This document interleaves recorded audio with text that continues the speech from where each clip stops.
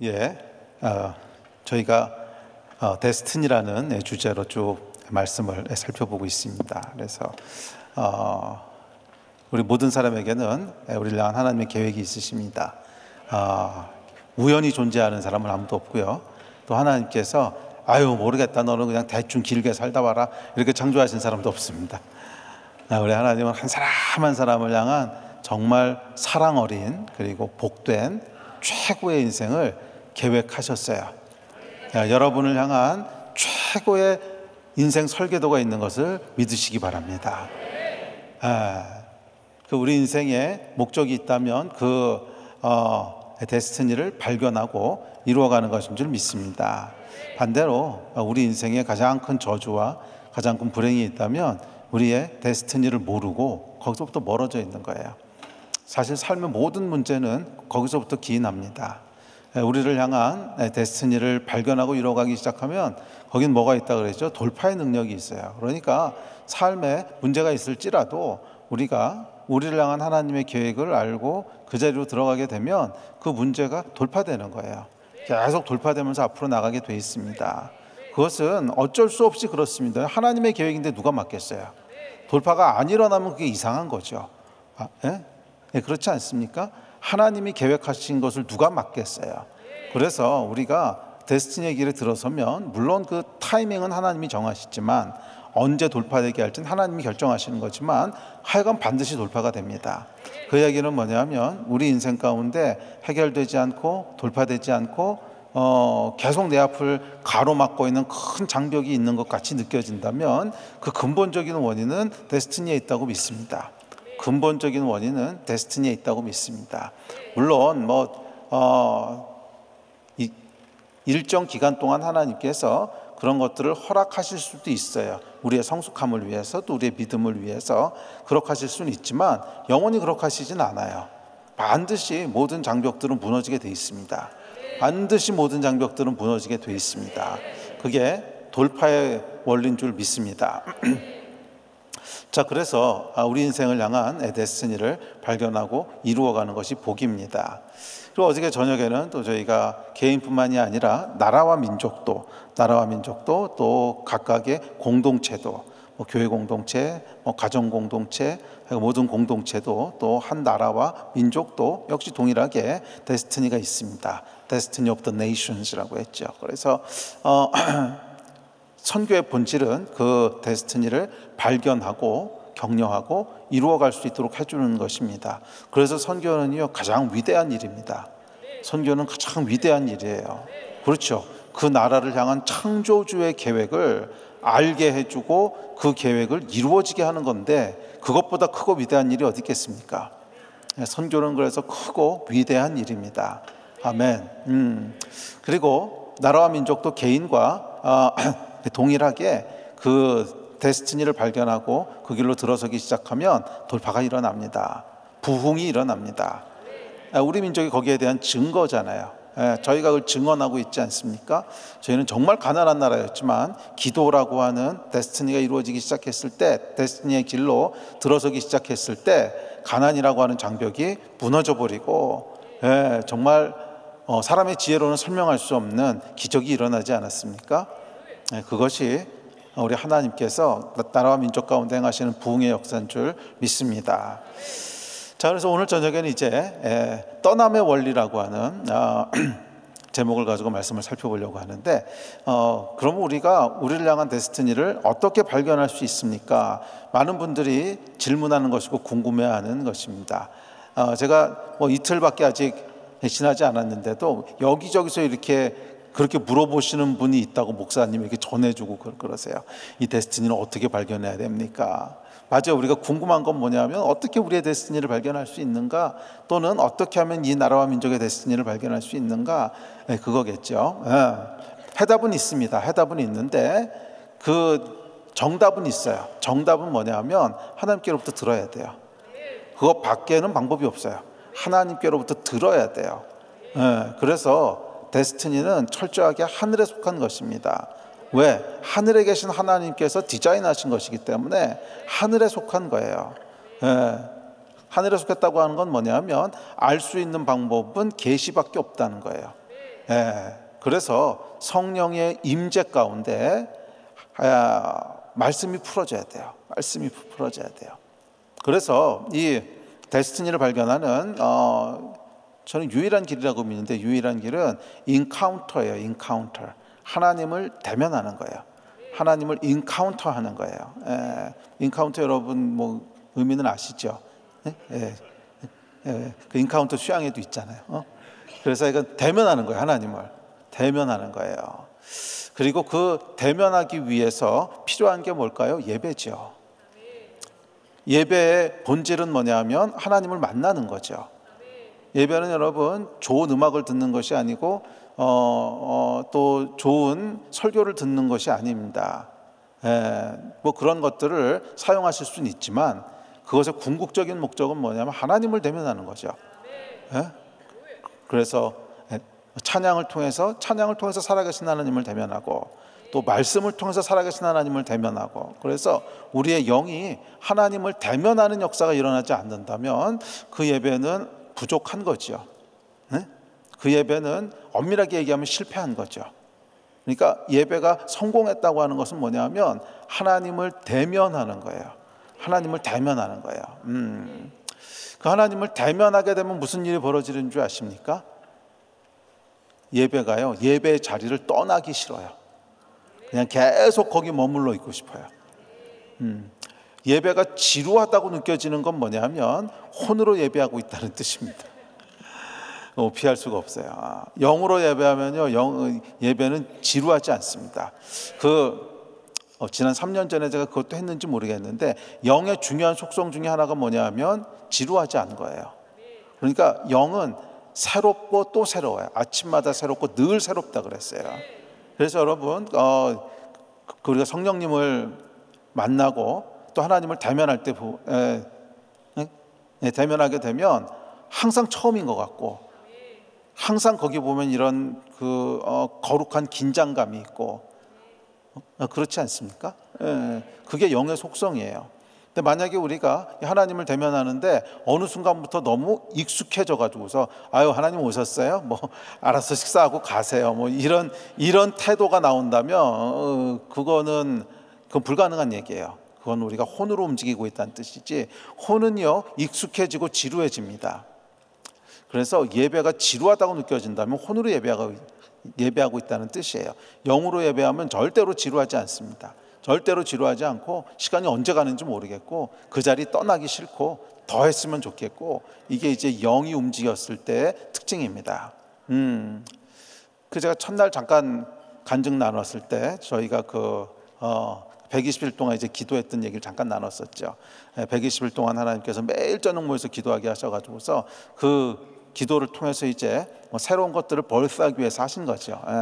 그래서 제가 더 브릿지 네트워크라고 하는 네트워크, 거기서부터 시작되고 조지훈 목사님도 만나게 되고 이제 그러면서 선교적인 돌파가 일어났던 간증을 잠깐 했는데, 그 120일 기도할 때 어떤 현상이 나타났냐면 매일 저녁 10시에 모여서 기도하기 시작했습니다. 뭐 당연히 아이들 집에 두고 올 수 없으니까 어린아이들은 다 이구지구 왔습니다. 이구지구 와서 뒤에다 돗자리 펴놓고 거기 다 이게 누워서 재우고, 부모들은 예배하고 완전 시장판 같았어요. 이렇게 뒤에 있는 애들 막 누워서 널브러져서 자고 있고 앞에서는 예배하고. 근데 이게 50일, 60일, 70일, 80일 지나가니까 사람들이 집에 갈 생각을 안 해요. 그래서 처음엔 10시부터 12시까지 예배하자고 했는데 그게 뭐 한 열흘 지나고 나니까 이제 1시까지 예배하더라고요. 그러다 2시까지 예배하더라고. 그러다 마지막 되니까 해 뜰 때까지 예배하더라고요. 아침에 해가 떠서 6시, 7시 되는데 갈 생각들을 안 해. 집에 갈 생각들을 안 하고 해가 훤히 떴는데도 출근하러 집에 가는 거죠. 출근하러 집에 가는 거지 집에 갈 생각을 안 해요. 그게 뭐냐면 그러니까 하나님을 대면했을 때 일어나는 현상이에요. 하루가 1000년 같고 1000년이 하루 같고 그냥 시간이 멈춘 것 같고 영원히 그냥 이렇게 있었으면 좋겠고. 그래서 120일 동안 기도회가 끝났는데 이구동성으로 하는 말이 뭐냐면 계속합시다. 이거 뭐 1000년도 할 수 있을 것 같습니다. 사실 여러분 매일 저녁 모여서 예배한다고 하는 거는 일상의 삶이 다 멈췄다는 뜻이거든요. 그렇죠. 그러니까 형제들 같은 경우에는 뭐 회식도 물론 꿈도 꿀 수 없고 매일 저녁 교회를 와야 되니까, 그러니까 이게 한 100일, 120일 정도니까 해볼 만한 거지 1년 하자 그러면 못 할 거예요. 근데 최근에 그것 이상 하긴 했군요. 저희가 이제 탄핵되고 난 다음에 12월 달에, 그래서 나라와 민족을 위한 기도를 매일 모이기 시작했는데 결국 한 6개월 넘게 모였어요.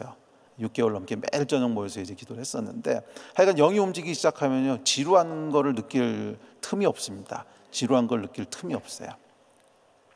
자, 그리고 이런 하나님을 인카운터하는 강력한 예배 가운데 뭐가 일어나는 거냐면 데스티니가 계시되는 거예요.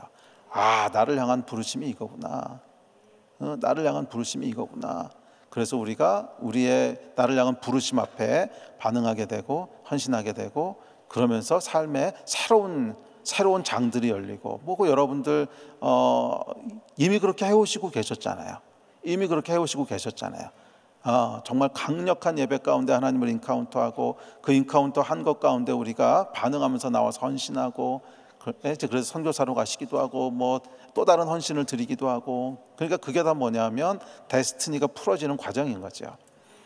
자, 그래서 약간 중요한 것은 뭐냐면 이 인카운터하는 거예요. 하나님을 만나는 거예요. 그래서 오늘 이 저녁에는 아브라함의 이야기를 통해서 아브라함이 어떻게 하나님을 인카운터했나 하는 것들을 좀 살펴보려고 합니다. 창세기를 쭉쭉 이렇게 연구하고 읽어보면 아브라함에게 하나님이 나타나셔서 말씀하시죠. 그러니까 아브라함의 데스티니가 어떻게 이루어지는지를 보면 철저하게 하나님이 말씀하시면서 이루어져요. 그렇죠? 아브라함이 뭐 스스로 발견하고 연구하고 이런 거 아니에요. 처음부터 하나님이 나타나셔서 제일 처음에 뭐라 그래요? 너는 내 본토 친척 아비 집을 떠나 내가 내게 지시할 땅으로 가라. 그게 아브라함의 여정의 시작이었죠. 그러니까 하나님을 인카운터하면서 그 여정이 시작됩니다. 그리고 쭉 이어지는 아브라함의 여정들을 보면 인생의 고비고비마다 하나님이 나타나셔요. 고비고비마다 나타나서 하나님께서 너로 내가 이렇게 할 거고, 너로 큰 민족을 이룰 거고, 너의 자손이 하늘의 별처럼 바다의 모래처럼 많을 거고, 고비고비마다 하나님께서 말씀하시는 사건들이 기록되어 있습니다. 자, 그런데 이 아브라함의 이야기를 이렇게 연도를 적어가면서 여러분 읽어본 적 있으세요? 성경을 읽는데 요건 몇 년도에 일어난 사건, 요건 몇 년도에 일어난 사건. 저는 이제 성경 연구하는 게 좌빈 사람이니까 뭐 당연히 연도를 이렇게 적어가면서 합니다. 뭐 거기뿐만 아니고 다른 성경도 좀 마찬가지예요. 항상 할 때 연도를 이렇게 적어놓고 보는데 참 흥미로운 게 뭐냐면 대충 아브라함의 이야기를 보면 하나님께서 이렇게 강력하게 인카운터 하시는 사건이 대충 한 10년마다 한 번씩 일어납니다. 네? 대충 10년마다 한 번씩 일어나요. 뭐 딱 10년은 아니고 뭐 짧을 땐 6년인 경우도 있고 좀 길면 뭐 12년도 있고, 그런데 하여간 대충 평균적으로 한 10년마다 한 번씩 나타나세요. 그래서 우리가 이 성경을 읽을 때 또는 이렇게 간증을 듣거나 간증집을 읽을 때 저지르는 실수가 있는데 이 아브라함에게는 또는 저 목사님에게는 하나님께서 매일 나타나셔가지고 말씀하시나 봐 이렇게 착각을 하는데 그렇지는 않아요. 그렇지는 않고, 근데 이제 그 성경도 그렇고 또 저도 이제 책을 써보니까 간증집 같은 책을 써보면 어떤 현상이 일어나냐면 이렇게 중요한 사건들을 기록을 하게 되죠. 뭐 매일매일 똑같이 일어나는 사건을 기록하지는 않잖아요. 그러니까 예를 들어서 뭐 2001년 3월 11일 일어나서 밥 먹고 잤다. 또 3월 13일 일어나서 밥 먹고 교회 갔다 잤다. 뭐 이런 거 기록하는 사람은 없다고요.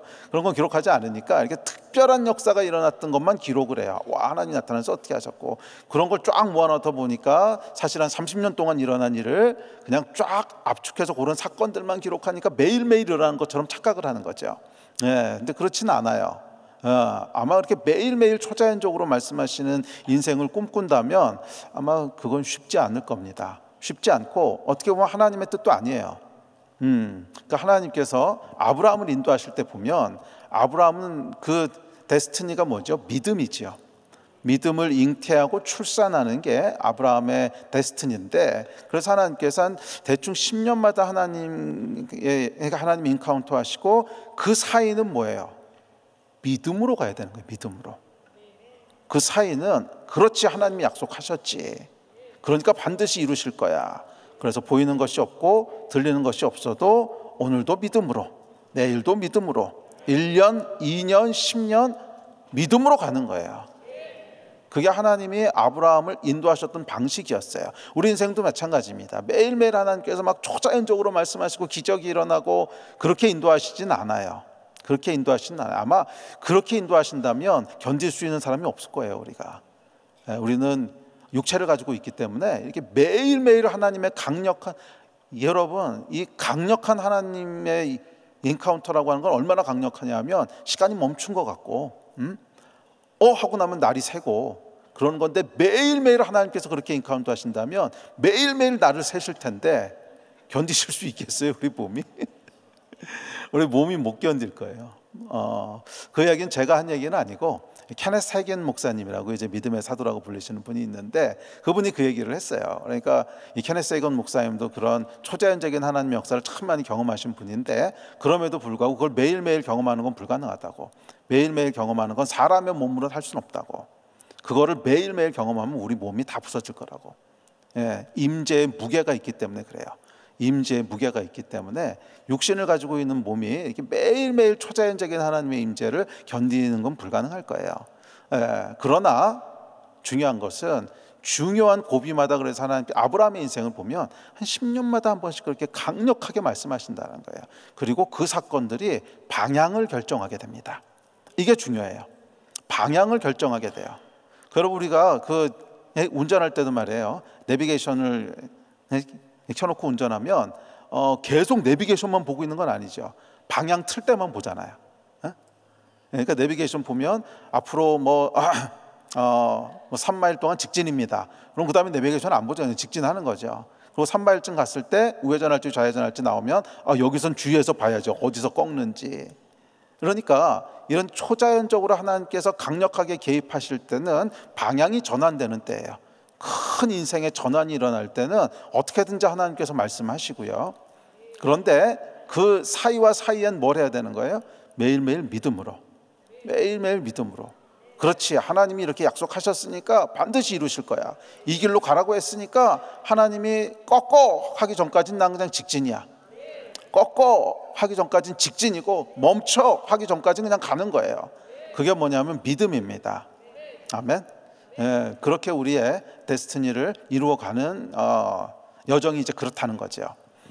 자, 그 중에서 오늘은 이제 집중적으로 무엇을 살펴보려고 하냐면 방향이 전환되는 때, 그게 중요하잖아요.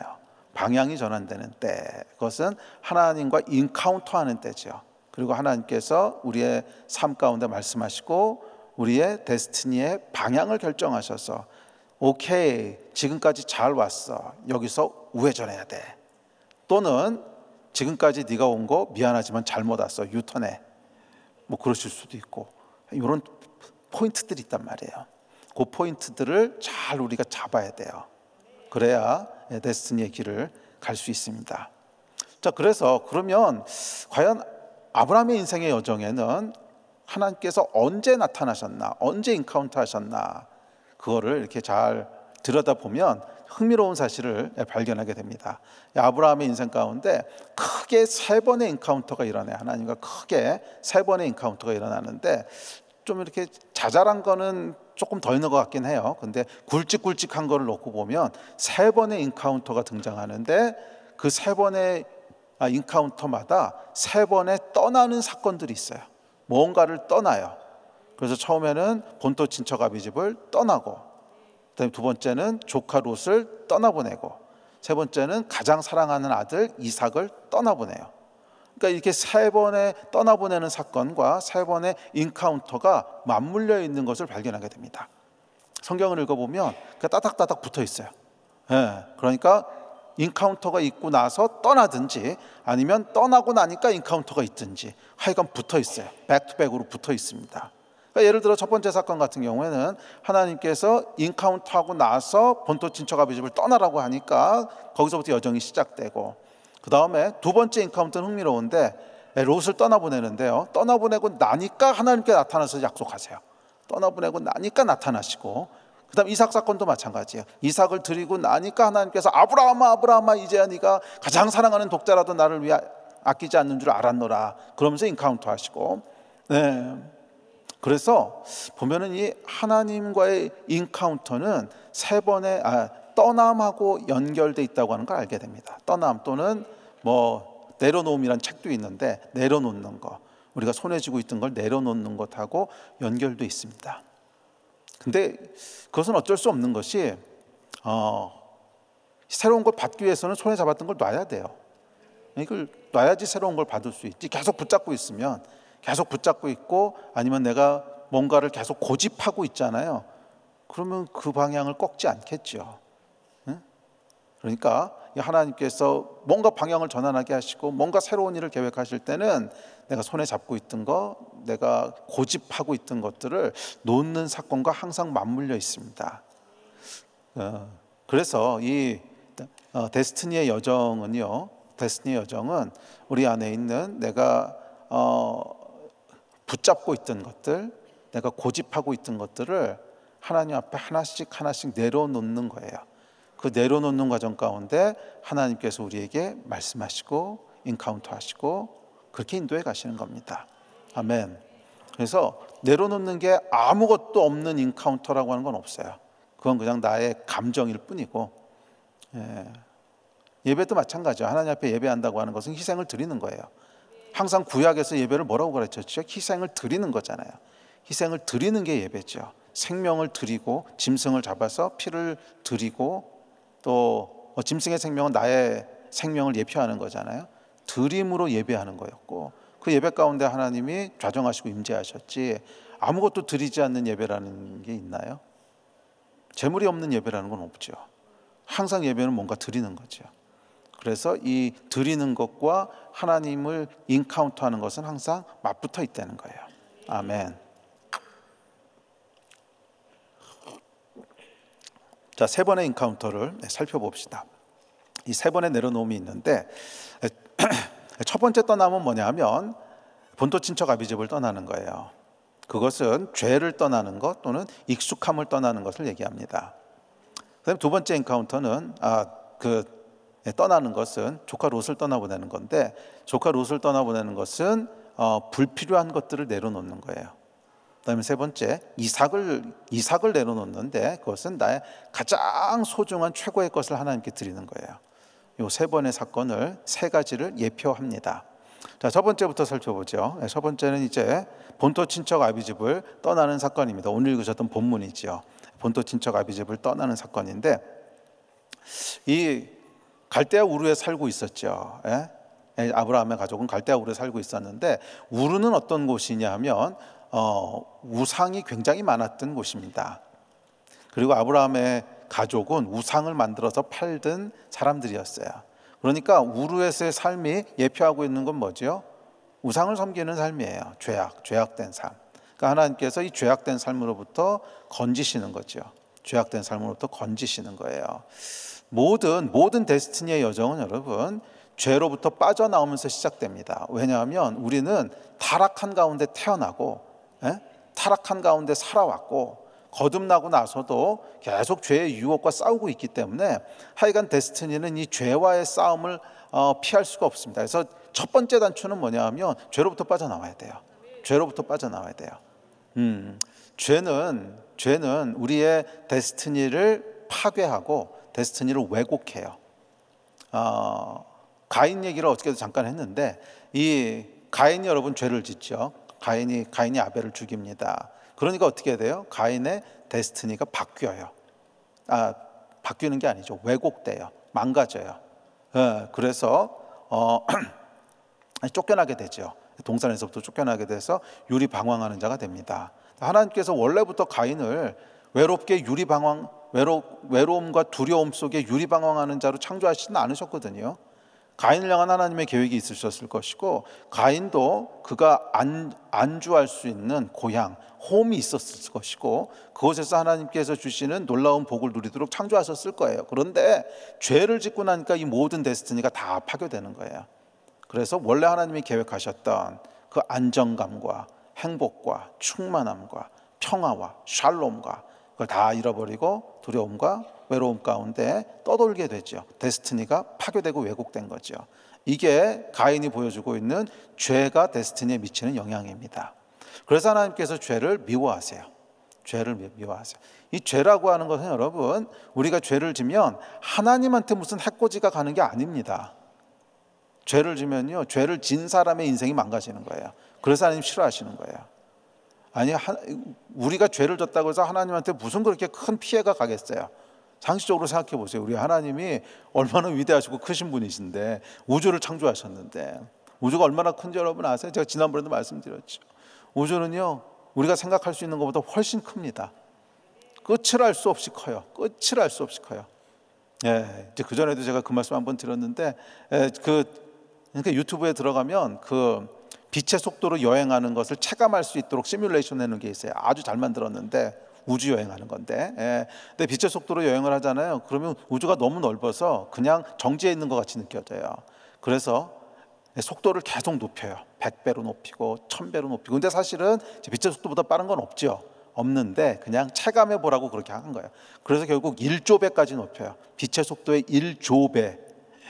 빛이 우주에서 가장 빠른 건데, 빛이 1초에 지구를 7바퀴 반을 도는데 그거의 1조 배 속도로 달리는데요, 우리 은하계를 딱 벗어나는 순간 정지 화면이 돼요.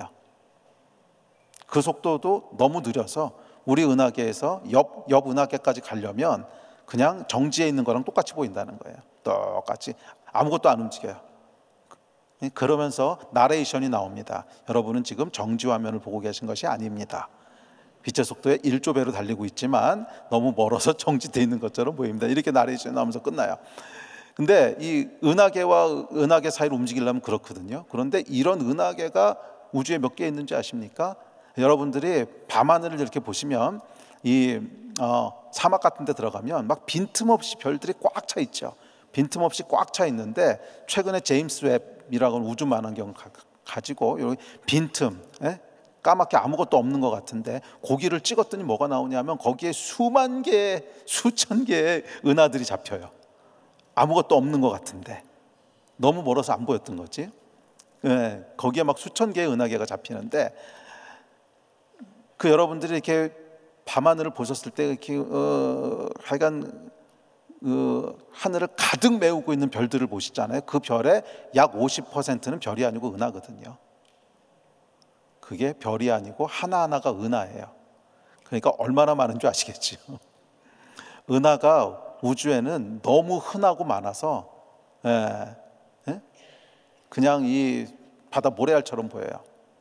그런데 그런 은하 하나에서 옆에 은하까지 가려는데 빛의 속도에 1조 배로 달려도 정지 화면이에요. 하나님의 사이즈가 여러분 보이십니까? 그게 우리 하나님의 사이즈예요. 그런데 우리는 그런 은하, 그러니까 우주에서 우리 은하를 찾는 것도 불가능해요. 그런데 그 은하 안에서 우리 태양을 찾는 것은 또 불가능해요. 은하 하나 안에는 거의 1000억 개에서 많으면 1조 개 정도의 태양이 있거든요. 그리고 그 태양 안에서 이제 지구가 이렇게 돌고 있단 말이에요. 그 위에 저와 여러분이 있어요. 이게 찾을 수 있겠습니까? 그런데 여러분이 죄를 졌더니 그 우주를 창조하신 분한테 심각한 데미지가 갔어.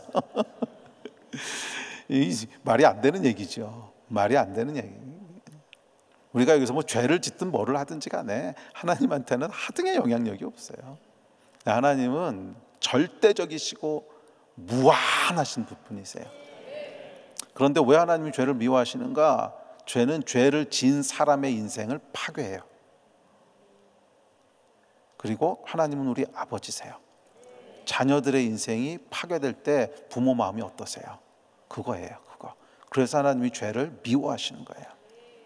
죄의 본질은 뭐냐 하면 우리를 향한 하나님의 계획을 망가뜨리는 거예요.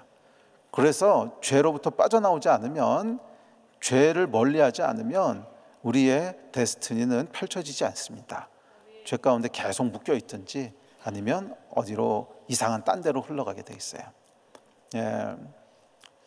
뭐 제 간증을 하나 하죠. 예. 근데 이 간증도 한번 옛날에 했던 것 같은데, 제가 논문 쓸 때 간증을 했으니까 다른 간증을 할까?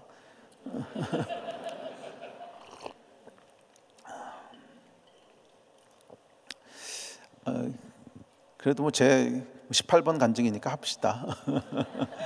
예, 제가 다른 간증 먼저 합시다. 예. 저하고 이제 친하게 지내는 그 목회자 그룹이 있습니다. 뭐 제가 제일 나이가 많고 다 청년 목회하는 그룹인데, 이제 그 중에 한 목사 얘기입니다. 근데 지금은 목사지만 뭐 지금도 이제 비즈니스를 하고 있어요. 비즈니스를 하고 있고, 뭐 옛날부터 비즈니스를 쭉쭉 해왔고, 청년 때부터. 근데 이 친구가 무슨 비즈니스를 하냐면 마사지 샵을 합니다. 그래서 아주 유명한 마사지, 우리나라에서 마사지로는 이제 지금은 넘버 원이에요. 그래서 뭐 대기업 총수들도 다 거기 와서 마사지 받고 갔고, 유명한 연예인들 다 거쳐가고, 약간 그래서 예약하기 아주 어려운 곳인데, 그다음에 한 목사님도 한번 가보셨을 거예요. 그렇죠? 굉장히 아파요. 굉장히 아픈데, 근데 이 친구가 이제 처음으로 샵을 시작했을 때요, 청년이니까 이제 돈이 없죠. 그러니까 이제 빚을 내 가지고서 강남 압구정동에다 이제 샵을 열었습니다. 근데 뭐 처음부터 잘 될 리가 없죠. 손님도 많이 없고, 그러니까 계속 빚은 늘어나는데, 또 뭐가 있었냐면 그 교회에서 이제 건축을 하게 됐어요. 건축을 하게 됐는데, 큰 교회였는데 건축을 하는데 너무너무 건축 헌금을 하고 싶은데 돈이 없죠. 건축 헌금을 너무너무 건축 헌금을 하고 싶은데 돈이 없어요. 은행에서 대출을 하고 싶은데 대출도 다 끌어다 썼어요. 그래서 이제 빚더미에 있는 거죠. 근데 어느 날 그 유명한 연예 기획사 사장이 한 명이 거기 오기 시작한 거예요. 그래서 와서 이걸 해보니까 너무 좋아요. 그래서 단골이 됐습니다. 단골이 돼가지고 계속 와서 이제 마사지를 받는데, 근데 이 사람이 이제 그 단골이 되고 난 다음에, 야, 내가 이 정도 왔으면 그래도 네가 술이라도 한번 사야 되는 거 아니냐? 단골로 이렇게 많이 팔아줬는데. 그랬더니 이 친구가 이제, 저는 크리스찬인 거 아시지 않습니까? 술 안 마십니다.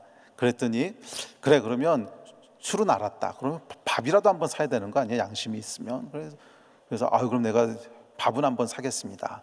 그래가지고 대표님이랑 이제 밥을 먹으러 갔습니다. 그래서 식당에 가서 이제 밥을 먹는데, 딱 식당에 앉자마자 이 대표가 소주를 시키는 거예요. 술을. 이 친구는 이제 막 안달이 난 거죠. 난 술을 안 먹는다고 했는데 이 술을 시키면 어떡하나. 내가 안 먹는다고 했으니까 권하지 않고 그냥 자기 혼자 이렇게 마시신 거예요. 그렇게 마셨는데 이 친구가 막 좌불안석 앉아 있다가 식사 딱 바로 끝나자마자 벌떡 일어나서 뭐라고 했냐면, 대표님, 제가 밥 산다고 했지 술 산다고는 안 했습니다. 밥값은 제가 낼 테니까 술값은 대표님이 내고 나오십시오. 이 대표가 너무 어이가 없어가지고서, 소주 한 병이 뭐 얼마 하겠어요? 2,000원, 3,000원이잖아요. 근데 밥값은 제가 내지만 술값은 대표님이 내십시오. 그러니까 이 친구는 뭐가 있냐면 아주 정말 이 좀 우직한 믿음이 있는 거예요. 내가 하나님의 사람인데 술을 돈 내고 살 수는 없다. 술을 돈 내고 살 수는 없다. 그래가지고서 술값은 내고 나오십시오. 그러니까 이 대표는 오한이 봉봉해서 앉아 있고 그냥 휙 하고 나가서 계산하고 그냥 나와버렸대요. 그러니까 뭐 다시 안 볼 생각하고 나온 거죠. 근데 대표가 이렇게 앉아 있다가 허허허 웃더니, 저놈은 진짜네. 그러고요, 도와주기 시작한 거예요. 그 다음부터 도와주기 시작해가지고서 유명한 연예인들을 다 보내기 시작한 거예요. 그렇게 해서 몇 개월 만에 빚을 다 갚았어요. 그리고 이제 연예인들이 오기 시작하니까 거기 유명한 사람들이 계속 오기 시작하고, 그 위에 하나님께서 축복하시고, 그리고 거기가 신기한 게 가서 마사지만 받으면 병이 나요. 그래서 이게 어떻게 하는 거냐 물어봤더니, 사실은 마사지로 낫는 게 아니고 치유의 은사를 받았대요. 그래서 그냥 마사지는 폼이고, 그거 하면서 이제 샤랄랄라 그러면서 이제 해요. 그러면은 뭐 디스크도 낫고 뭐도 낫고 다 나요. 그러니까 사람들이 막 몰려와가지고서 정말 6개월 만에 빚 다 갚고요. 자, 보세요, 여러분. 만약 거기서 우리가 죄와 타협했다면 거기서 죄와 타협했다면 지금의 아마 이 친구는 없을 거예요. 지금의 이 친구는 없을 거예요. 그리고 결국 하나님께서 거기에 연예인들 또 청년들을 계속 보내셔가지고서 지금은 원래는 이제 그냥 비즈니스맨이고 목사가 아니니까 신우회처럼 기도 모임을 시작했는데 거기에 사람들이 너무 모여가지고 결국 교회가 되고 목사가 됐습니다. 그래서 지금은 뭐 청년만 수백 명이 모이는 그리고 지금도 비즈니스 하면서 제가 비즈니스 하면서 목회를 하는데 아마 이런 데스티니가 열리지 않았겠죠. 그 한 번의 사건이 데스티니의 문을 연 거예요. 만약 그 사건이 없고 거기서 그냥 죄와 타협하고 아유 그래도 뭐 세상 사람들 다 그렇지 뭐 술 좀 하는 거지 뭐 내가 마시는 것도 아닌데 뭐 그러고 그냥 좋은 게 좋은 거지 하고 타협을 했다면 아마 지금 없었을 거예요. 지금 이런 모습은 없었을 거예요. 놀랍게도 하나님께서 그 죄와 타협하지 않고 어떤 경우에도 나는 악은 모양이라도 버리라고 했는데 죄와 싸울 때 피 흘리기까지 싸우는 그것이 데스티니의 문을 여는 거죠. 아멘이십니까? 여러분 이 죄와 싸우지 않으면 거룩함을 지키지 않으면 데스티니의 문은 열리지 않습니다. 그건 분명해요. 죄 가운데 있는데 우리의 데스티니 여정이 올바른 길로 갈 수가 없어요. 죄의 속성은 계속 데스티니의 여정을 이렇게 휘게 만드는 거예요. 계속 굽게 만들고 휘게 만드는 거예요. 죄의 원어가 여러분 무슨 뜻인지 아십니까? 관역에서 벗어나다 이런 뜻이거든요. 죄의 원어는 관역에서 벗어나는 거예요. 그러니까 관역이 있어요. 데스티니가 있는데 거기에 쫙 직선으로 가서 꽂혀야 되는데 죄가 있으면 계속 관역에서 벗어나게 하는 거죠. 휘어지게 한단 말이에요. 그래서 우리가 제대로 된 데스티니의 여정을 갈 수 없어요. 죄로부터 벗어나는 여러분 되시기를 주의 이름으로 축원합니다. 아멘. 자, 두 번째 인카운터가 있습니다. 두 번째는 뭐냐 하면 롯을 떠나보내는 건데 그 사이에 이제 무슨 일이 벌어지냐면 이 아브라함이 그래서 본토 친척 아비 집을 떠나서 약속의 땅으로 옵니다. 근데 약속의 땅에 왔더니 기근이 들었어요. 여러분 참 이럴 때가 당황스럽죠. 분명히 하나님께서 부르셨어. 분명히 하나님께서 부르셔서 내가 헌신해서 왔어. 그러면 뭐가 풀어질 줄 알았더니 기근이 들어요. 그런 경험들 여러분 있으십니까? 저도 있어요. 저도 있어요. 하나님께서 목회를 시작하게 하셨을 때, 제가 약간 교수 이제 지원하지 않고 목회를 시작했죠. 그러면 금방 부흥할 줄 알았더니 금방 부흥은 무슨 부흥이요? 1년 지나도 그냥 상가 건물, 2년 지나도 상가 건물, 3년 지나도 상가 건물, 언제 지상에 올라가서 해보나 뭐 그럴 때가 있어요 이제. 그래서 아브라함이 어떻게 하냐면 기근을 피하기 위해서 애굽으로 내려갑니다. 근데 애굽에 내려갔더니 무슨 일이 벌어집니까? 바로가 사라를 보고 반해가지고서 저 여인이 누구냐? 그랬더니 또 감히 아내라고 얘기 못하고 누이입니다. 그래가지고 이제 사라를 뺏기죠. 사라를 뺏기고는 그 대가로 이제 양과 소를 왕창 받습니다. 하사 받죠. 자, 그날 밤에 여러분 아브라함의 심정이 어땠을까 한번 생각해 보셨어요? 이 사라가 상징하는 것은 뭐냐면 데스티니입니다. 왜냐하면 아브라함의 데스티니는 그 자손이 하늘의 별처럼 많은 거거든요. 그런데 그 자손이 누구예요? 사라를 통해서 낳을 자손이란 말이에요. 다른 여인은 안 되거든요. 하갈은 안 되거든. 사라를 통해서 낳아야 되는 자손인데 사라를 뺏겼다고 하는 건 뭐예요? 데스티니를 뺏긴 거죠. 데스티니를 뺏긴 거란 말이에요. 양과 소는 많이 얻었는데 데스티니는 날아가 버렸어요. 이게 여러분 먹고 살기 위해서 하나님의 약속의 장소를 벗어난 결과입니다. 먹고 살기 위해서 우리가 하나님이 두신 약속의 땅이 있는데 먹고 사는 문제로 그것을 떠나잖아요. 그러면 양과 소는 왕창 얻을지 몰라요. 하지만 사라는 없어져 버립니다. 사라는 뺏겨 버려요. 아마 그날 밤에 여러분 아브라함이 자려고 누웠는데 양과 소의 울음소리가 들렸을 겁니다. 음메 뿌듯했겠죠.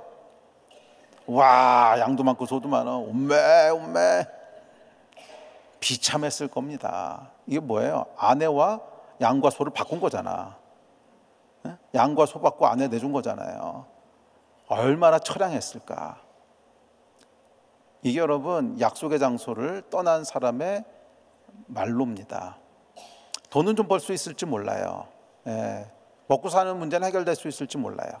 하지만 사명을 떠나고 약속을 떠나면요, 음매 아내를 양소로 바꿔버리는 거예요.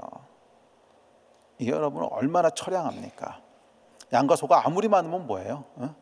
아내 팔아먹고 그 양소 왕창 얻어가지고 나는 부자다, 이런 팔푼이.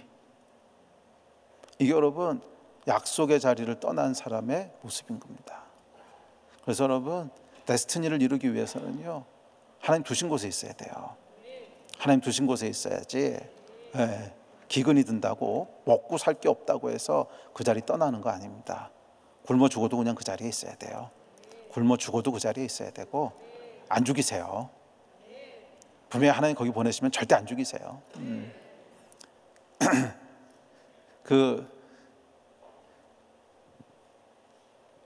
저는 그 믿음이 있었어요. 네? 믿음이 뭐냐면 하나님이 나를 사역자로 부르셨으면 절대 굶기시지 않는다. 그래서 저희 교회가 이제 시작할 때부터 제가 꾀를 낸 게 있어요.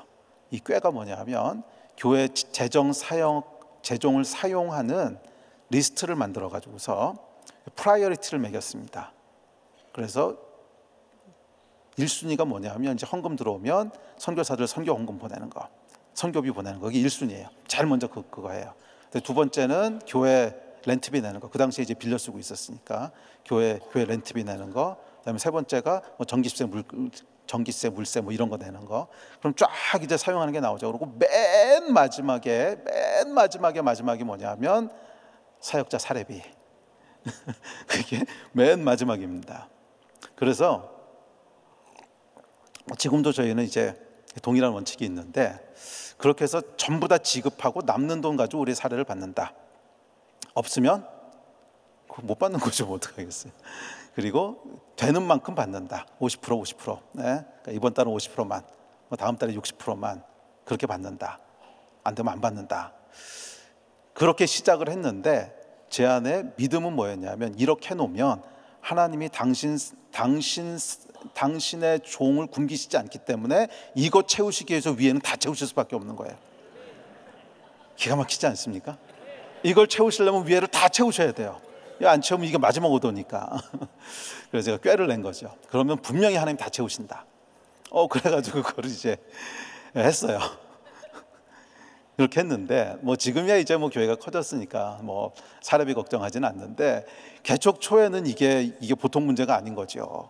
개척 초에는 이제 성도들도 그렇게 많지 않고, 또 이게 학생교회로 시작했으니까 주로 대학생들인데, 대학생들은 오면 올수록 마이너스거든요. 이게 온다고 플러스가 되는 게 아니고 많이 먹어요. 그러니까 올수록 마이너스예요. 올수록 마이너스. 뭐 헌금도 못 하고 얘네들은. 오면 올수록 마이너스인데 이게 보통 챌린징한 게 아니죠. 이거는. 그래서 매달 우리의 기도 제목이 뭐였냐면, 이번 달은 월급이 나올 수 있는가. 사실은 저는 기도 안 했어요.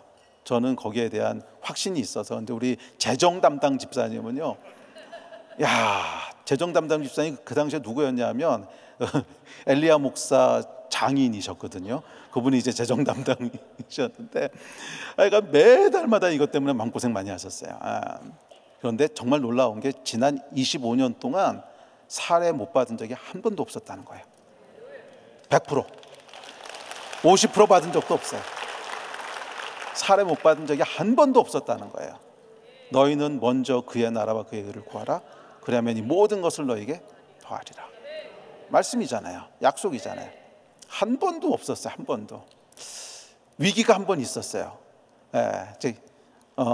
개척하고 나서 한 2, 3년쯤 지났을 때였던 것 같은데,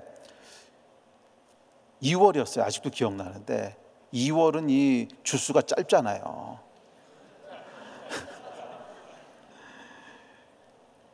그달 따라 이게 헌금이 안 들어와도 너무 안 들어온 거예요. 안 들어와도 너무 안 들어와서 도저히 방법이 없는 거예요. 도저히. 요번 달에 이제 사례가 나가야 되는데 뭐 그냥 렌트비 내고 어쩌고 저쩌고 하면 정말 한 푼도 안 남아요. 그래서 야, 이번 달은 벗어날 방법이 없다. 이거는 진짜 방법이 없다. 이번 달은 그냥 우리가 주를 위해서 굶자. 그 당시에 사역자 2명 있었는데 셋이 앉아가지고서 야, 우리 굶자. 그랬더니 괜찮습니다, 목사님. 그냥 대충 여기저기 얻어먹고 다니면 됩니다. 굶지는 않습니다. 아무데나 가면 먹을 건 줍니다. 뭐 그래가지고서 굶을 각오를 하고 있었어요. 그런데 갑자기 어떤 분이 이제 주중이었어요. 화요일인가 찾아오셨어요. 근데 저희 교인이 아니고, 저희 교인이 아닌데 그냥 제가 알고 지내던 집사님이셨는데 정말 오랜만에 찾아오신 거예요. 그래서 어서 오세요. 그동안 뭐 잘 지내셨냐고 그랬더니 그 뭐라 그러시냐면 앉자마자 기도하는데 계속 하나님이 너 적금 든 거 있지? 깨서 고 목사 갖다 줘. 그러는데 처음엔 잘못 들었나? 그런데 또 기도 하나 좀 너 적금 든 거 있지? 깨가지고 고 목사 갖다 줘.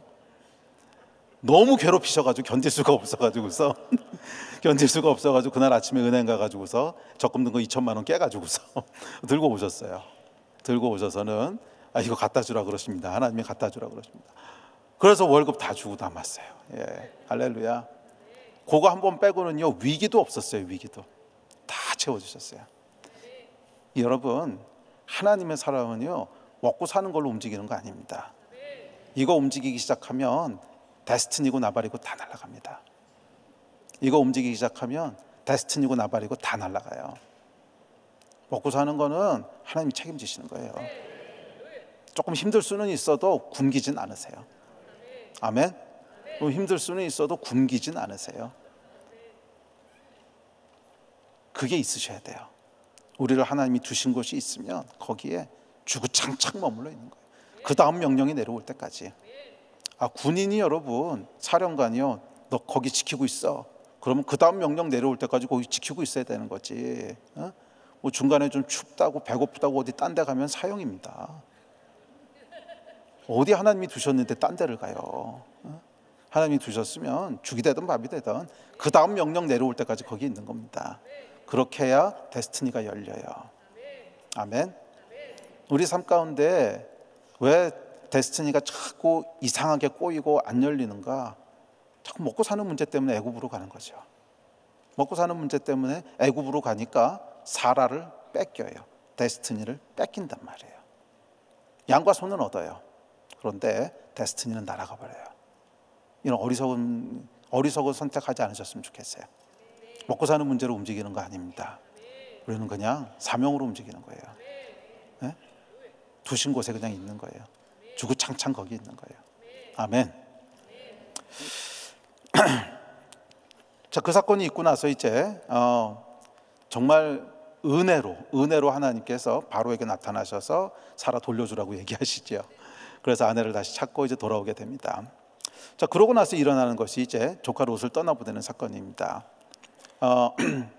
사람도 많아지고 양도 소도 많아져 가지고서 같이 양을 칠 수가 없게 된 거예요. 좁으니까. 그래서 여기 계속 있어서는 양을 치는 게 불가능합니다. 그래서 나누죠. 그래서 롯을 떠나보냅니다. 자, 롯을 떠나보내는 건 뭐냐면 죄는 아니지만 우리가 끝까지 다 가지고 갈 수 없는 것들이 있다는 거예요. 히브리서에 보면 뭐라 그러냐면 우리에게 구름같이 둘러싼 허다한 증인들이 있으니 모든 무거운 것과 얽매이기 쉬운 죄를 벗어버리고 인내로서 우리 앞에 당한 경주를 경주하며. 자, 여기 보면 얽매이기 쉬운 죄가 있고요, 무거운 것이 있어요. 두 개가 좀 다른 거죠. 죄는 맞아요, 죄예요. 그러니까 당연히 이건 벗어버려야 되는 건데, 무거운 것은 죄는 아니지만 그걸 지고 끝까지는 못 가는 거예요. 그래서 우리가 믿음의 경주를 한다 그러죠, 히브리서에서. 여러분 그 올림픽에서 마라톤에 출전한 사람이 백팩을 메고 뛰면 불법일까요, 아닐까요? 제가 알기로는요, 불법은 아니에요. 백팩 메고 뛰고 싶으면 얼마든지 그렇게 뛰어도 돼요. 그런데 그렇게 뛰는 사람 한 사람도 없죠. 왜요? 무거우니까. 경주에서 이기려면 불법을 당연히 행하면 안 되죠. 그러니까 마라토너가 경주를 뛰는데 죄를 지면 안 돼요. 죄 뭐예요? 슬쩍 가서 차 타고 간다든지 이런 거 안 돼요. 이건 불법이니까. 하지만 죄는 아니지만 무거운 게 있단 말이에요. 백팩을 메고 뛰어. 20kg짜리 군장을 메고 뛰어. 그런 바보는 없죠. 그건 끝까지 못 갑니다. 우리 인생에도 그런 게 있어요. 죄는 아니에요. 죄는 아니지만 그거를 다 가지고는 끝까지 못 가요. 그래서 내려놓아야 되는 게 있어요. 그래야 데스티니가 풀어지게 됩니다. 아멘.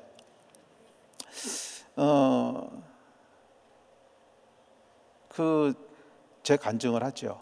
제가 이제 미국에 와서 그 은혜를 받고 유학생으로 있을 때 이제 이재환 선교사님을 처음으로 만나게 되고, 그분이 이제 그 영적인 아버지 또 멘토가 되셨는데, 그래서 선교사로 이제 헌신을 했습니다. 공부하는 동안 선교사로 헌신을 하고, 공부 끝나고 나면 선교지로 가겠습니다, 이렇게 헌신을 했어요. 그리고 이제 공부를 마치고 이제 한국으로 돌아가게 됐습니다. 근데 한국으로 돌아간 거 이제 선교사로 나갈 준비를 하려고 돌아간 거죠. 제가 미국에서 공부할 때 이제 국비 학생으로 공부를 했었기 때문에 정부의 빚을 갚아야 됐어요. 그래서 돌아가서 한국에서 3년 동안 국가를 위해서 일을 해야 돼요. 뭐 일한다고 하는 게 약간 대학에서 이제 교수로 있으면 됩니다.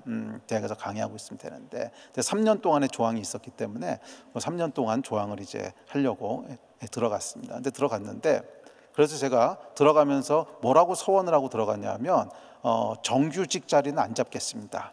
근데 이제 선배들을 보니까 그 정규직 교수로 임용이 되면 다시 나오는 게 쉽지 않더라고요. 3년 뒤에 이제 선교사로 나가겠다고 했는데, 이게 왜냐하면 교수라고 하는 게 그냥 강의만 하고 끝나는 것이 아니라 학생들을 받아야 되잖아요. 그러면 뭐 3년 있다 그만둘 사람이 그럼 대학원생들을 받고 박사과정 학생들을 받으면 그럼 3년 뒤에 이 사람들은 어떻게 되는 거예요? 그러니까 이게 그렇게 쉬운 문제가 아니더라고요. 그래서 제가 앞서간 선배들을 보니까, 헌신했던 선배들도 일단 정교수가 되고 나면 그 다음엔 못 빠져나오더라고. 그래서 제가 샘플들을 봤기 때문에 이거는 시작을 말아야지, 시작하면 못 빠져나온다. 그래서 이제 교수로 지원하지 않고 1년씩 할 수 있는 계약직 교수가 있죠. 계약직 교수 자리를 해서 3년 딱 끝내고 끝낸다. 그렇게 하고 들어갔습니다. 들어갔는데 저희 아버님이 이제 서울대 수학과 교수셨거든요. 근데 아들이 이제 가업을 잇는다고 들어오니까 좋으신 거죠. 그래서 그 당시만 해도 뭐 인터넷이 그렇게 잘 돼 있을 때가 아니어가지고서 정보가 귀했는데, 그때 이제 아버님이 그 교수 뽑는 공고 나는 대학만 쫙 리스트업을 해가지고 기다리시다가 저한테 탁 이렇게 주시면서 여기 그 리스트가 있다. 이러면서 지원해 봐라. 그 중에 이제 대학 하나를 이렇게 찝으시면서, 아주 좋은 대학이었어요. 서울에 있는 아주 좋은 대학인데 여기 이번에 자리가 나는데 그 자리 보니까 네 전공을 뽑는다. 근데 제가 전공이 이제 토폴로지라고 위상수학이라는 걸 했는데, 요즘은 이제 한국에도 위상수학 한 사람이 제법 돼요. 근데 그 당시만 해도 거의 없었어요. 그러니까 위상수학이라고 하는 게 수학에서도 아주 이상한 거예요. 아주 이상한 수학이어가지고서 들어보셨는지 모르겠는데 진짜 이상한 거라서 이거는 하여간 이상한 거예요. 그래서 별로 하는 사람이 많지 않았어요. 지금은 많아졌어요. 지금 많아졌는데 뭐 그 당시만 해도 별로 없어요. 그래서 이 전공으로 교수를 뽑는데, 이거 지금 학교에 가지고 들어온 사람이 아마 너 하나든지 아니면 많아야 둘일 거다. 그러니까 경쟁률이 1대1 아니면 2대1인데 그냥 넣으면 네가 될 거다. 그냥 넣으면은 거의 될 거라고. 제가 봐도 그래요. 이건 그냥 넣으면은 되는 자리인 거예요. 근데 제가 이제 서원하고 온 게 있잖아요. 그래서 아버님 앞에서는 내가 알아서 하니까 걱정하시지 말라고, 내가 어린애냐고 그러고 이제 나왔어요. 나와서 지원하지 않겠다고 했으니까 그 말씀은 차마 못 드리고 그냥 나왔습니다. 마음이 불안한 거예요. 야, 이거 이래도 되는 건가? 이런 기회가 이제 흔한 게 아닌데, 그 교수 임명될 때 보면 중요한 것 중에 하나가 아다리가 잘 맞아야 돼요. 그러니까 뭐 아무리 학위를 하고 돌아왔어도 자기 전공으로 뽑지 않으면 이게 어려운 거예요. 그래서 전공으로 딱 뽑아서 아다리가 맞아야 되는 건데, 이 위상수학이라고 하는 데가 뭐 그 당시만 해도 전공한 사람도 많지 않은 데다가 그 얘기는 뭐냐면 뽑는 자리도 많지 않다는 거죠. 뽑는 자리도 많지 않은데 이게 나왔을 때 빨리 지원을 해야지. 지금 그냥 뭐 객기 부리면서 안 하다가 나중에 이게 아니면 그러면 갈 수도 없을 것 같은데 이거 불안한 거예요. 그래가지고서 제가 대학에 가가지고서 그 지원서를 받아왔습니다. 지원하겠다는 건 아니었어요. 혹시 모르니까.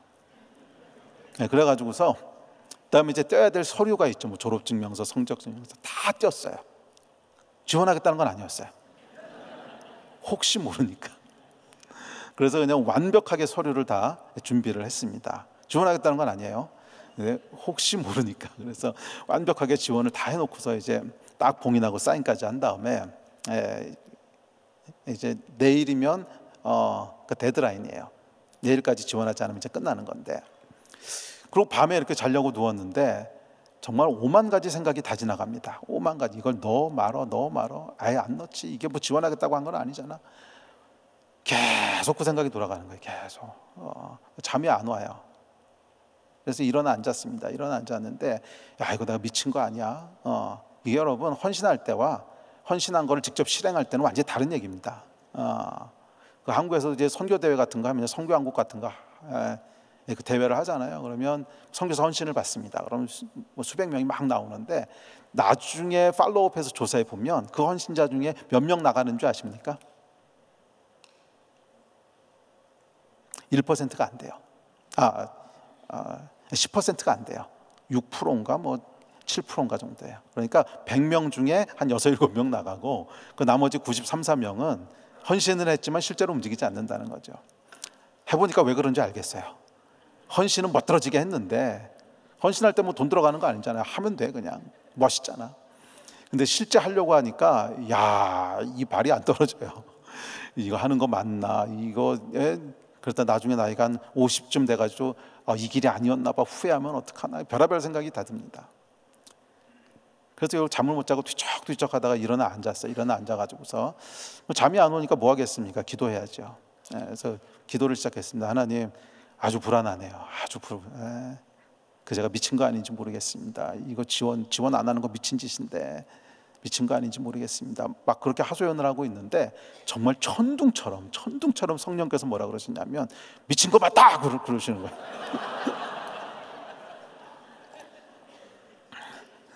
우리 하나님이 참 재밌으세요.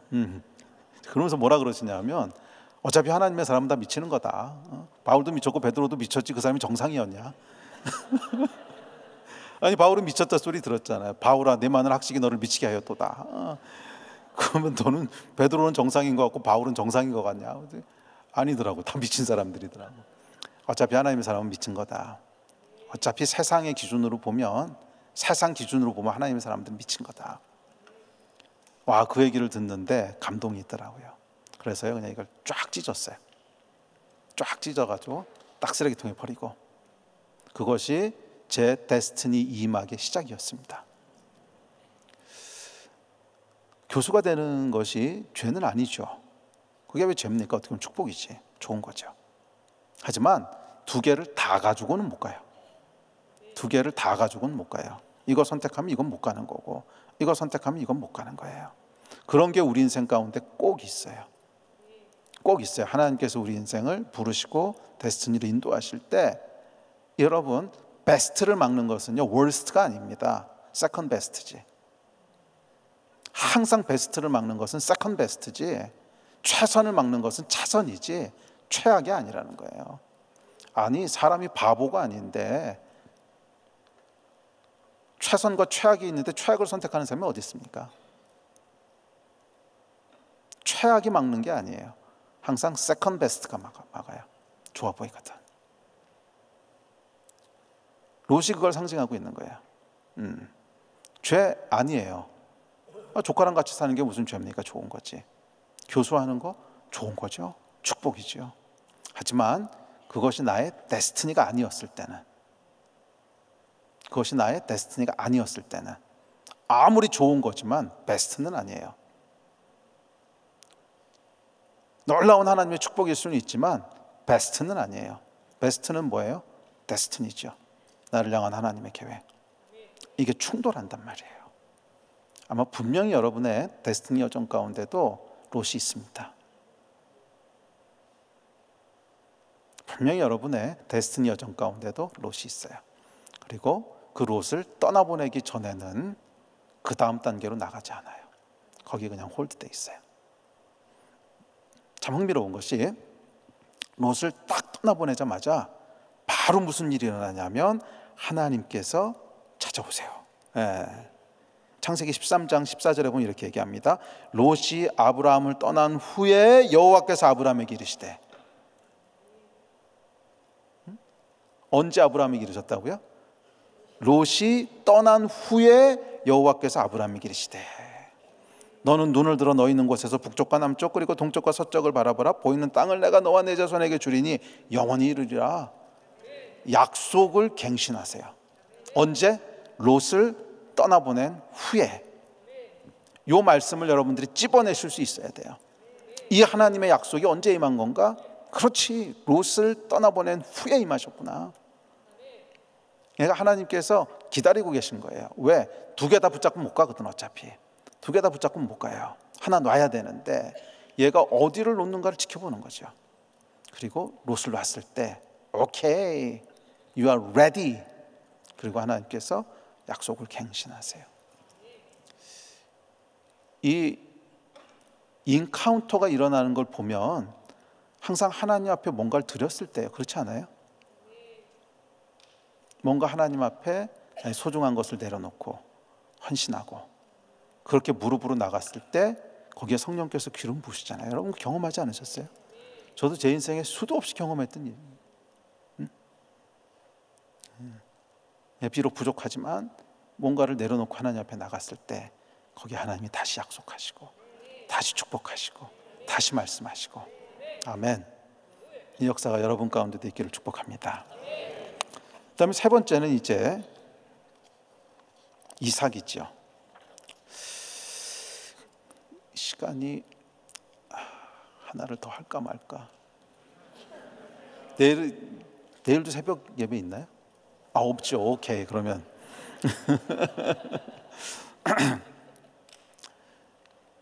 그래서 이제 아브라함이 이 여정을 계속합니다. 근데 문제는 이렇게 롯을 떠나보내고 하나님과 인카운터가 있었는데 10년 동안 아무 사건이 일어나지 않아요. 10년 동안 아무 사건이 일어나지 않아요. 그래서 연도를 기록하면서 성경 보시라는 거예요. 10년 동안 아무 일이 벌어지지 않아요. 답답하지 않을까요? 아니 내가 롯까지 떠나보냈는데, 아니 하나님 내가 교수 자리까지 포기했는데 뭔가 하셔야 될 거 아니야. 1년 지나고 2년 지나고 3년 지나고 5년 지나고 10년 지났는데 아무 일도 벌어지지 않아요. 그랬을 때 이제 뭘 합니까? 이건 내가 좀 도와드려야겠다. 좀 도와드려야겠다. 그래서 이스마엘을 낳죠. 종종 여러분 그런 유혹들 받지 않으세요? 하나님이 뭔가 좀 문제가 있으신가 보다. 분명히 약속하셨는데 이렇게 안 되잖아요. 그러면 내가 좀 도와드려야 되겠다. 이스마엘이라도 낳자. 그래서 이스마엘을 낳습니다. 이게 여러분 데스티니의 위기를 초래하는 건데, 그게 뭐냐면 옳은 일이에요. 좋은 일이에요. 여기 제가 내일도 조금 하려고 그래요. 옳은 일이고 좋은 일인데 내 힘으로 하려고 그래요. 아니 여러분, 하나님의 일은 하나님의 때에 하나님이 하세요. 우리에게 요구하는 것은 믿음이에요. 그 하나님이 일하실 것을 신뢰함으로 그 자리에 머무는 걸 요구하시는 거지, 또는 그 길을 가는 것을 요구하시는 거지. 힘들고 어렵다고 해서 하나님이 하셔야 될 일을 내가 대신하는 거, 그것은 여러분 우리의 데스티니를 망가뜨립니다. 그래서 이스마엘 나가지고서 거기서 데스티니가 이루어졌습니까? 아니잖아요. 오히려 그것 때문에 얼마나 많은 어려움을 겪습니까? 지금까지 어려움이 있잖아요. 그러니까 이스마엘이 누구예요? 그렇죠, 무슬림들의 조상. 지금까지 여러분 그 이삭과 이스마엘의 갈등이 이 수천 년 동안 이어지고 있는 거잖아요. 그때 그거 안 했으면 그럼 지금 이슬람 없는 거잖아요. 자, 네, 그렇습니다. 그래서 우리의 데스티니는 아무리 옳은 일이라도 하나님의 일은 하나님이 하시는 것이지 내가 대신하는 것이 아닙니다. 그리고 나서 이어지는 사건이 이제 이삭입니다. 자, 이삭의 사건은 뭐냐면 최고의 것을 드리는 거예요. 우리의 데스티니 여정에는 항상 하나님께서 이것을 테스트하시는 때가 있어요. 테스트하시는 때가. 우리의 믿음과 또 하나님을 향한 사랑이 있다면 반드시 하나님께서 prove your faith, prove your faith. 네 믿음이 진짜야? 그럼 증명해봐. 항상 이걸 요구하세요. 항상. 그 이삭이 이제 그런 겁니다. 최고의 것을 드리는, 가장 소중한 것을 하나님께 드리는. 그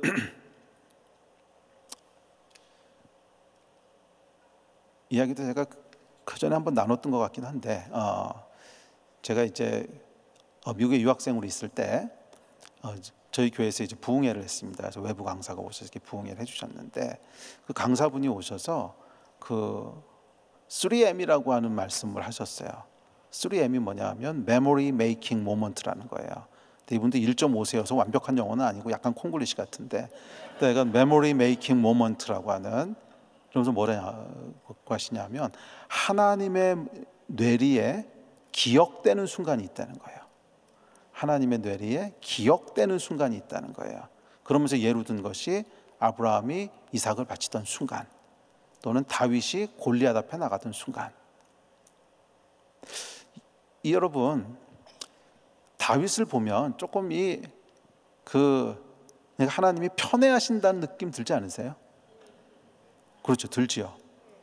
사울과 다윗을 비교해 놓고 보면 누가 더 나쁜 짓을 많이 했죠?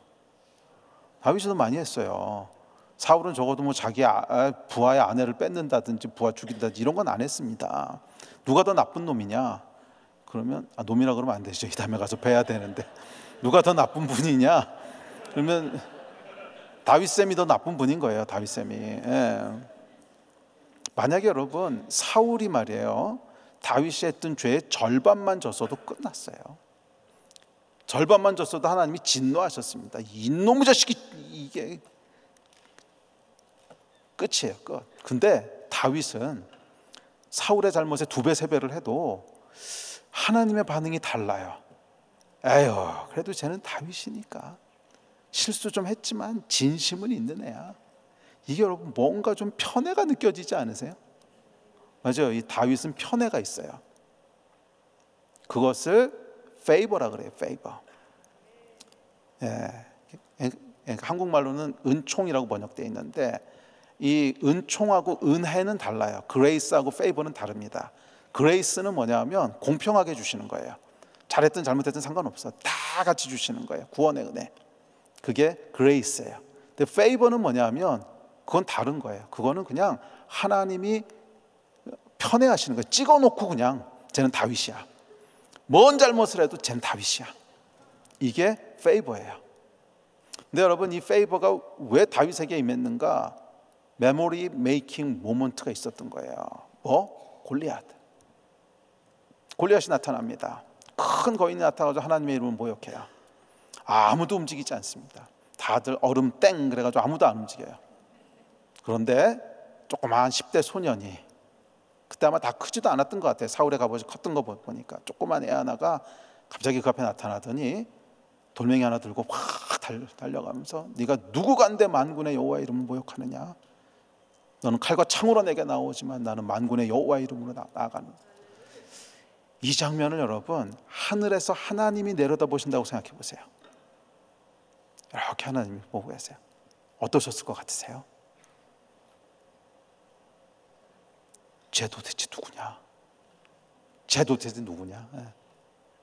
물론 아시죠? 쟤 도대체 누구야? 천사들이 대답합니다. 다윗입니다. 다윗. 이게 memory making moment예요. 하나님의 기억에 그냥 각인되는 거예요.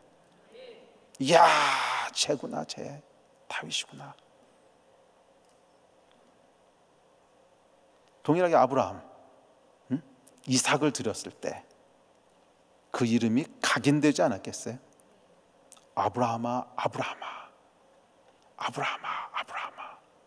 네가 나를 진심으로 사랑하는 줄 내가 알았다. memory making moment. 이 사건이 있고 나니까 그 위에 뭐가 부어지는 거예요? favor upon favor upon favor.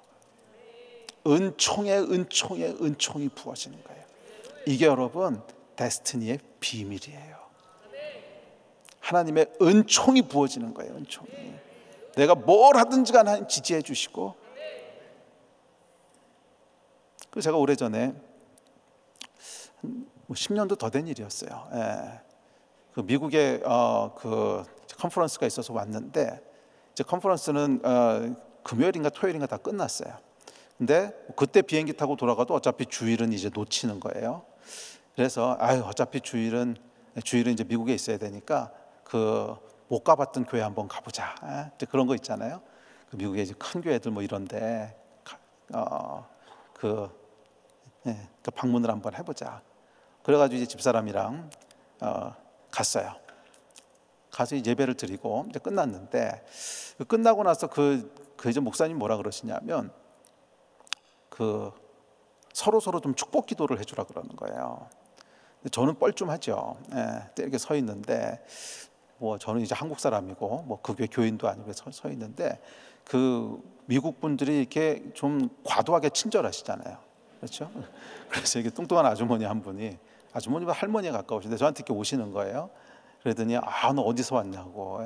한국에서 왔다고. 그랬더니 내가 기도해 줘도 되겠냐고. 그래서 기도해 달라고. 그래서 이제 기도를 시작했습니다. 그분이 저한테 이렇게 손을 얹고 기도하시는데, 근데 이분이 그 예언의 은사가 있으셨던 분인가 봐요. 근데 기도하시면서 뭐라 그러냐면, 그림이 하나 보이는데, 네가 비행기 캐리어가 이렇게 있는데, 비행기 기내 가방 있죠? 캐리어를 싸다 풀었다 하고 있다는 거예요. 그 얘기를 듣는데 그게 제 삶이었거든요. 그래서 이분 용하네. 뭐 아시겠지만 저도 워낙 많이 돌아다녔기 때문에 그때도 뭐 선교지에 버려놓은 일들도 있죠. 그다음에 선교 동원한다고 뭐 중국 왔다 갔다 할 때지, 뭐 미국도 가야지, 호주도 가야지, 뭐 정신없이 비행기 탈 때라서 이게 짐을 풀을 시간이 없었어요. 짐을 풀을 시간이 없어서 짐을 제가 이렇게 모듈로 만들어 가지고서 이렇게 오면 모듈별로 해체해 놨다가 이번 여행에 필요한 모듈들 딱 모아서 짐 싸가지고 가고, 그게 뭐 계속 나가야 되니까 하여간 그러고 있을 때였어요. 그래서 그 짐을 하여간 싸다 풀었다 하는 게 제 일상인데 그 얘기를 하는 거예요. 용하시죠. 그래서 뭐라 그러냐면, 나는 네가 뭐 하는 사람인지 모르겠는데 너는 여행을 굉장히 많이 다니는 것 같다고. 그러면서 뭐라 그러시냐면, 그것은 네가 오래전에 네 인생의 가장 소중한 것, 네 꿈이라고 할 수 있는 것을 하나님 앞에 드린 게 있는데 그거에 대한 리워드라고. 제 안에서 이 뜨거운 게 확 올라오더라고. 하나님이 기억하고 계셨구나. 그 서류를 찢던 밤을 하나님이 잊지 않고 기억하고 계셨고, 그 순간이 저의 메모리 메이킹 모먼트였구나. 그걸 하나님이 기억하고 계시는구나. 그리고 나서 제 사역을 이렇게 돌아보니까 정말 은혜라고 밖에 설명이 안 돼요. favor upon favor upon favor. 내가 뭘 하든지 간에 하나님 지지해 주시고, 내가 무슨 기도를 하든지 응답해 주시고, 기도하지 않고 그냥 믿음으로 선포해도 하나님께서 그냥 이루어 주시고, 생각만 해도 하나님 이루어 주시고. 진짜로 그랬어요. 진짜로 어떤 분이, 그 기도 많이 하시는 중보하시는 분이 저한테 이렇게 기도하시는, 목사님에게는 특별한 은혜가 있는데 생각만 해도 하나님이 들어주시네요. 그게 뭐냐면 페이버예요. 하나님이 나를 지지해 주죠. 생각만 해도 하나님이 응원해 주시는. 제가 완벽해서 그런 거 아닙니다. 저도 죄 많고 부족하고. 그래도 다윗은 어땠어요? 아무리 죄를 져도 하나님께서 쟤는 다윗이야, 쟤는 다윗. 그렇게 보시는 거예요. 저는 우리 인생 가운데 가장 소중한 거 한 가지를 꼽으라면 페이버를 꼽고 싶어요. 우리 인생 가운데 하나님의 페이버가 있는 인생과 페이버가 없는 인생은 완전히 다릅니다. 페이버가 있는 인생은 하나를 뿌려도 10개를 거두고요, 페이버 없는 인생은 10개를 뿌려도 하나도 못 거둬요. 페이버 없는 인생은 여러분 얼마나 비참한 줄 아십니까? 하는 것마다 안 돼요. 하는 것마다 안 돼. 야, 이거 안 되면 기적이다. 근데 기적이 일어나. 그 여러분 페이버 없는 인생이에요. 페이버 있는 인생은 그건 불가능해. 모든 사람이 얘기해도 들어가면 길이 열리고, 그건 절대로 안 되는 일이야. 근데 기적이 일어나고, 이게 하나님의 지지하심이에요. 저는 여러분의 인생 가운데 하나님의 지지하심이 있게 되기를 축복합니다. 그 비결이 뭐라고요? 3M, Memory Making Moment. 하나님을 감동시키는 순간 말이에요. 하나님을 감동시키는 순간 말이에요. 뭐 여긴 그런 분 없겠지만 저희 뭐 그런 질문하는 분 정말 있었어요. 그 목사님 11조를 세전 11조입니까? 세후 11조입니까? 뭐 그런 거 물어봐서요. 젊은 사람이어서 제가 화가 나가지고 하지 마, 넌 하지 마. 하나님 무슨 돈이 없어서 네 돈 삥땅 뜯는 거 같냐? 무슨 세전 세후를 따지고 있냐? 그게 그렇게 불안하면 10에 2조 하면 되잖아. 그렇지 않습니까? 그게 그렇게 불안하면 10에 2조 하면 되는 거지. 그게 더 하고 싶어서 하는 거야? 아니면 덜 하고 싶어서 하는 거야? 당연히 덜 하고 싶어서 하는 거지. 하지 말라고. 하나님이 그 돈 받아서 어디다 쓰시냐고. 이 미련한 거죠. 하나님을 감동시키는 사람이 돼. 하나님을 감동시키는 사람이 돼야지. 아니, 하나님을 감동시키면 하나님이 안 갚으시겠냐고요. 안 갚아주시겠냐고요. 우리 하나님의 중요한 속성 중에 하나가 뭔지 아세요? 빚지고 못하시는 분이세요. 우리가 하나를 드리면 10개로 채워주시는 분이시고, 우리가 2개를 드리면 100개로 채워주시는 분이시고, 이게 우리 하나님의 속성인데, 하나님을 감동시키는 사람이 돼야지. 저는 여러분의 인생 가운데 이 면피 스피릿이 없었으면 좋겠어요. 면피 스피릿. 죄냐 아니냐? 또 그런 거 따지는 사람이 있어. 담배 피는 게 죄입니까? 뭐 술 마시는 게 죄입니까? 그럼 제가 뭐라 그러냐면, 넌 죄만 아니면 다 하겠다는 거냐? 넌 죄만 아니면 다 하겠다는 거냐? 뭐예요 이게? 면피 스피릿이거든. 면피 스피릿. 그 인생은 여러분 복 없는 인생입니다. 하나님의 페이버가 부어지는 인생은 더 드리고 싶어.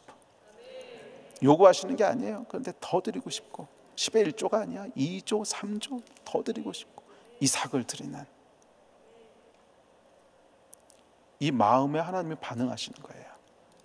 Heart to heart relationship. 마음과 마음이 통하는. 그래서 다윗을 향해 그러시잖아요. 이는 내 마음에 합한 자라. 이는 내 마음에 합한 자라. 이 놀랍고 위대한 칭호를 받는 여러분 되시기를 주의 이름으로 축원합니다.